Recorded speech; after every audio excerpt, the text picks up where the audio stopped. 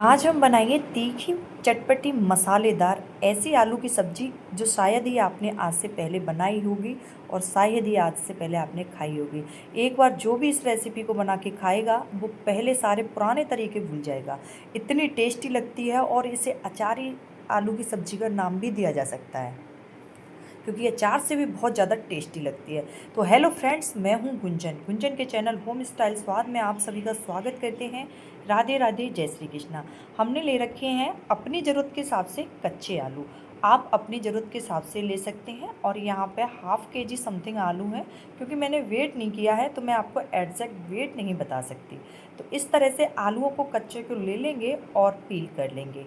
अच्छी तरह से आपको पील कर लेना है और पील करने के बाद जो भी सारे आलू हमारे पील हो चुके हैं, अब इसको देखेंगे कि हमें इसकी कटिंग कैसे करनी है।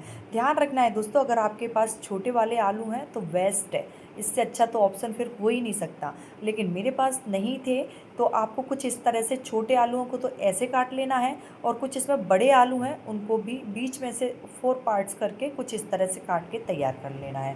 ध्यान रखना है आलू का साइज़ थोड़ा बड़ा होना चाहिए। अब इनको धोने के लिए साइड कर देते हैं, कुछ मसाले की तैयारी कर लेते हैं जो इसमें चार चांद लगाने वाला है। तो देख रहे हो हमने ले रखी है ये सूखा धनिया है और 1 टेबल स्पून ले रखा है जीरा, 1 टेबल स्पून ले रखी है सौंफ और थोड़ी सी 8 से 10 काली मिर्ची है और 4 से 5 लौंग है और 1 हरी इलायची है।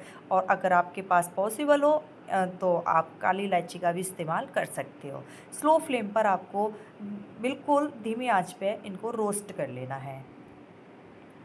इधर हमने आलू धो के तैयार कर लिए हैं और इसके फ्लेम को ऑफ़ कर दिया है। जैसे ये रोस्ट होने के बाद ठंडे हो जाते हैं तब जाके मैं इसमें खलबट्टे में इसको डाल लेंगे और इस तरह से इसको बारीक एक पाउडर बना के तैयार करेंगे। देखो, अगर हम पीसने को तो इसको मिक्सी में भी पीस सकते थे, लेकिन जो टेस्ट इस खलबट्टे के थ्रू आएगा वो आपका उतना अच्छा टेस्ट मिक्सी में नहीं आएगा। तो कहते हैं ना, मेहनत हमेशा रंग लाती है, तो थोड़ी सी मेहनत हो जाएगी लेकिन टेस्ट इसका लाजवाब आएगा।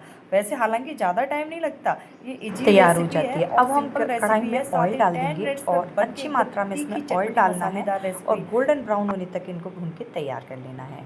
अब ले लेते हैं, जब तक वो तैयार हो रहे हैं अब हमने ले रखी है अनियन। अनियन को बारीक चॉप कर लेना है। ध्यान रखना है जितना अच्छा बारीक चॉप करोगे टेस्ट उतना ही मज़ेदार होगा। अगर आपको ये रेसिपी किसी स्पेशल ओकेशन पे बनाने के लिए बोला जाए ना, अगर आपने ये रेसिपी बना के उनको खिला दी तो सब तारीफ़ किए बिना नहीं रह पाएंगे। क्योंकि है तो बेसिक सी चीज़, लेकिन इसमें जो तड़का आपने अपनी मेहनत का लगाया है ना, एकदम आउटस्टैंडिंग। जो भी खाएगा कहता यही जाएगा कि आज से पहले हमने इस आलू की रेसिपी को कभी नहीं खाया। यानी कि इसके आगे सारी सब्जियां फीकी हैं अगर आप इस तरह से बना के तैयार कर सकते हो। क्योंकि आलू तो अक्सर सभी के घरों में रहते हैं और आसानी से मिल जाते हैं। तो जब सब्ज़ी बनाने का कुछ मन ना हो और आलू का कुछ डिफरेंट लुक देना हो तो आप ज़रूर से इस रेसिपी को बना के तैयार कीजिए। सडन मेहमान आ जाते हैं, उनके लिए इस तरह से बना के खिलाइए, 4 चाँद लग जाएंगे। इस तरह से प्याज को बारीक चॉप कर लिया है, हरी मिर्ची है और जिंजर गार्लिक है। अब चलते हैं कढ़ाई की तरफ, देखते हैं क्या हाल है। कलर इसका चेंज होने लग गया है, आप भी देख सकते हो। बस ध्यान रखना है जलने नहीं चाहिए और फ्लेम बिल्कुल स्लो होना चाहिए। ऐसा करने से आपकी सब्जी में स्वाद और भी लाजवाब आएगा। इस तरह से पलटते पलटते रहना है और जैसे ही अब हो गए हैं, अब मैं इनको निकालने के लिए एक बर्तन ले लूँगी जिसमें इसको निकाल के तैयार कर लेंगे। दोस्तों, अगर आपने मेरी रेसिपी को यहाँ तक देख ही लिया है तो प्लीज़ शेयर करें, कमेंट करें और चैनल पे नए हैं तो सब्सक्राइब किए बिना बिल्कुल भी नहीं जाएं। चलिए, कढ़ाई में ऑयल ज़्यादा था तो मात्रा के हिसाब से मैंने ऑयल थोड़ा निकाल लिया है और उसी ऑयल में हमने जीरा, कड़ी पत्ता और दो सूखी कश्मीरी लाल मिर्च डाल के तड़का लिया है। अभी बस इतना ही करना है। उसके बाद जैसे ही तड़क जाते हैं हम डाल देंगे इसमें एक छोटा सा टुकड़ा दालचीनी का। अब बारी आती है दालचीनी के बाद डालेंगे बारीक कटी हुई हरी मिर्ची और इनको हल्का सा सौटे करेंगे। जैसे ही मिर्ची हल्की सी फ्राई हो जाती है उसके बाद हम डाल देंगे जिंजर गार्लिक। जिंजर गार्लिक से टेस्ट और भी मज़ेदार आता है। तो अगर आप खाते हैं तो ऐड कीजिए, अदरवाइज़ स्किप कर दोगे तो भी चलेगा। रेसिपी में स्वाद उतना ही अच्छा रहता है, जो नहीं खाते उनके लिए उसी एवरेज से अच्छा लगता है। प्याज भूनने के लिए डाल देंगे और एक बाउल में ले रखा है हमने फ्रेश दही। ध्यान रखना है दोस्तों, आपको दही फ्रेश ही लेना है। हाफ़ टेबल स्पून डालेंगे हल्दी पाउडर, 1 टेबल स्पून डालेंगे इसमें कश्मीरी लाल मिर्च, 1 टेबल स्पून डालेंगे इसमें सूखा धनिया और इस तरह से अब डाल देंगे हम कसूरी मेथी। अब इन सभी को हमें मिक्स कर लेना है। उससे पहले हमने जो अभी मसाला बना के तैयार किया था उसमें से थोड़ा मसाला बचा लेंगे जो आगे कंप्लीट रेसिपी के बाद काम आएगा। और ये बाकी मसाला हमने इस कर्ड में ऐड कर दिया है, यानी दही में ऐड कर दिया है। और अब हम इसको फेंट लेंगे, यानी कि अच्छी तरह से मिक्स कर लेंगे।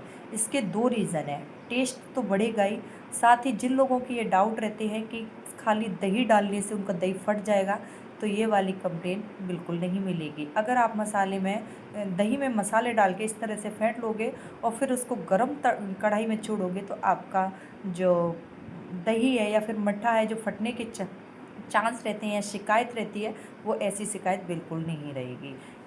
इस तरह से इसकी कंसिस्टेंसी बदल जाती है तो इसमें फटने के तो कोई चांस ही नहीं रहते। बस आपको लगातार जब तक इसको इस तरह से घुमाते रहना है जब तक इसमें उबाल ना आ जाए। जैसे ही उबाल आ जाएगा आपका कर्ड एकदम सेम ही तरीके से आपको दिखेगा, ना ही फटा हुआ लगेगा और एकदम परफेक्ट कुक होगा। जैसे ही बॉयल हो जाता है उसके बाद हम उबले ये आलू हमने फ्राई किए थे वो ऐड कर देंगे। अभी हमने नमक नहीं डाला था, अब हम नमक डालेंगे। उससे पहले हमें मिक्स कर लेना है अच्छी तरह से, मसाले में इनको कोट कर देंगे। जितना अच्छे से ये कोट हो जाएगा उतना ही अच्छा इसका टेस्ट बढ़ेगा। अब जिस बर्तन में हमने इसको फेंटा था उतना ही हम इसमें पानी ऐड कर देंगे। हालांकि आलू हमारे अच्छी तरह से कुक हो चुके हैं, लेकिन इसमें अच्छी और ज़्यादा टेक्सचर देने के लिए आपको पानी के साथ थोड़ा सा डाल के उबाल लेना है। और अब बारी आती है नमक। नमक डाल देंगे स्वाद के अनुसार और इस तरह से मिक्स करते रहेंगे। मिक्स करने के बाद में आप देखोगे, ये देखिए पहले मिक्स कर लेना है और ढक के करीब 4 से 5 मिनट लगेंगी, अच्छी तरह से ये कुक हो जाएंगे। ध्यान रखना है दोस्तों, बीच बीच में आपको चलाते रहना है। देखो ऑयल तो ऑटोमेटिक रिलीज़ होने लगा है इसमें। बीच बीच में चलाते हुए हमने देखा है कि हमारा जो सब्ज़ी बनके तैयार हुई है वो ऑयल रिलीज़ करने लगी है। तो इस तरह से आप देख रहे हो ये सब्ज़ी कुक हो चुकी है।